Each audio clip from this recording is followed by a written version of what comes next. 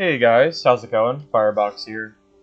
This guide is going to be primarily focused on playing solo Cleric in the Goblin dungeons. We're going to go over the best loot spots, the recommended way to PvP, as well as just some general tips.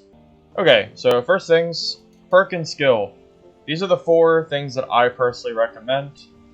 Number 1, Blunt Weapon Mastery. This is going to give you 10% more damage with your blunt weapons, which if you see here, we're using the Flanged Mace. This isn't necessarily the best weapon, it's just the one that I happen to use, and I haven't lost it in quite a while, so I never really had a reason to change it out. I ended up buying it from the merchant itself. Second, you're going to want Advanced Healer. This is going to raise your magic damage by 5. Then you're going to want Protection from Evil, which will reduce the harmful effects by 50%, which is a really big deal. I would highly recommend this perk. And the 4th is going to be Perseverance. Then we have Judgment, which is a really good skill for damage dealing, which will scale with our stats as well. And obviously Spell Memory, so we can cast our spells. Now very quickly, I just want to say, I would highly recommend running some kind of mace and a shield. The shield's going to make it a lot easier to dodge the ranged attacks, such as the goblin, archers, etc.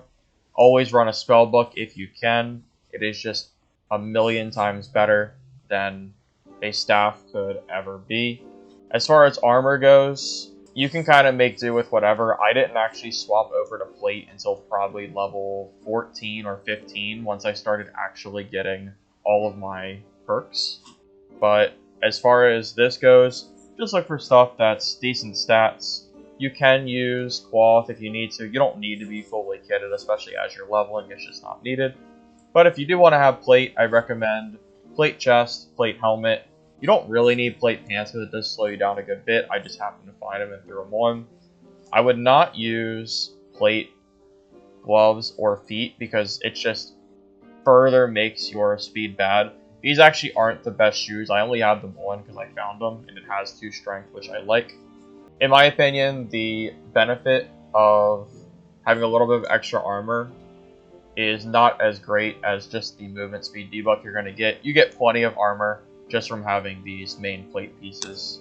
You're also going to want to bring a campfire with you. This isn't really early game, but this is more of the mid game. The campfire is going to restore all of your spells very quickly.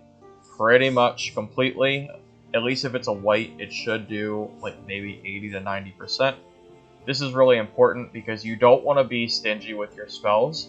If you think someone's on the other side of the door, use your main spells. Your main spells are going to be Protection, Bless, and Divine Strike. These are going to just be your general PvP for buffs. It is better to use it if you think you hear people than it is for someone to jump you and then you don't have time to heal and then you're stuck fighting without your buffs. You can also use Clarity Potions, which are very helpful. I have a feeling these are going to be extremely important for the High Roller Goblin Dungeons, which I do plan on playing pretty soon. Alright, first things first is this little underground area. Obviously your spawn is going to be a little bit dependent on where you can loot, but as long as you can make it to this bookshelf, this area can have a lot of really good valuables. Sometimes it's not so great, and sometimes it is just extremely good.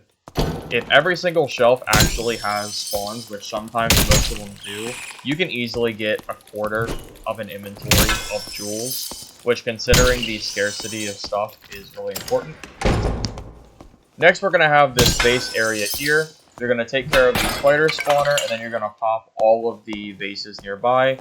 Similar to the underground section, you can get a lot of jewels from this area as well.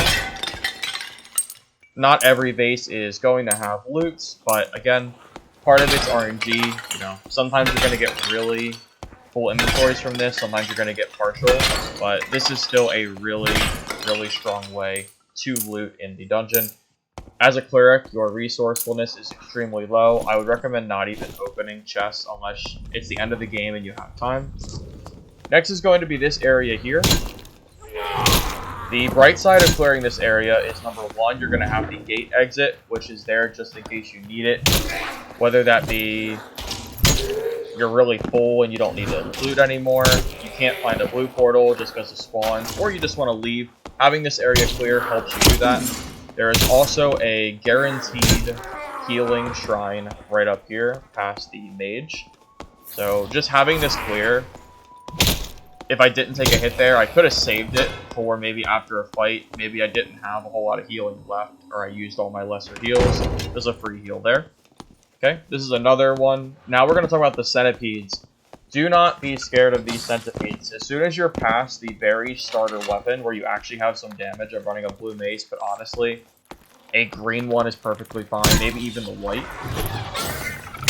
You're just going to want to hit it and constantly sidestep it.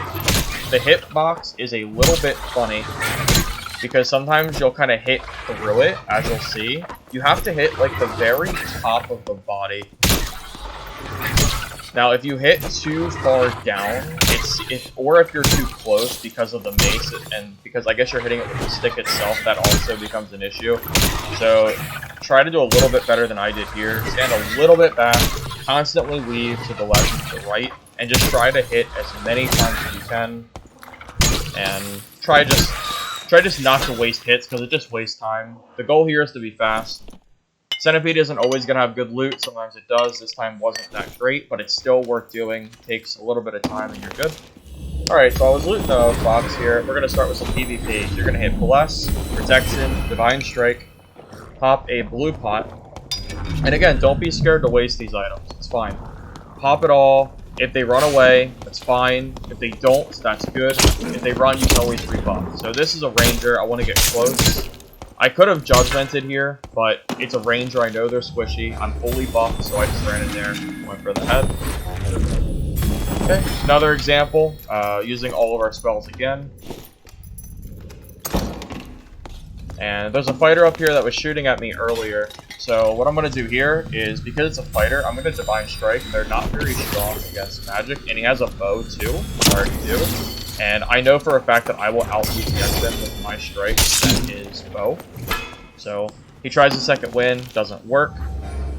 Alright, that's pretty much all I have for you guys today. I hope you found this useful. If you did, be sure to like, subscribe, maybe even share it. I do plan on doing high roller dungeons for Goblin Cave soon. And yeah, Cleric is really fun solo. I've played a few classes, but this is probably the one I've had the most success with. That's all. Have a good day.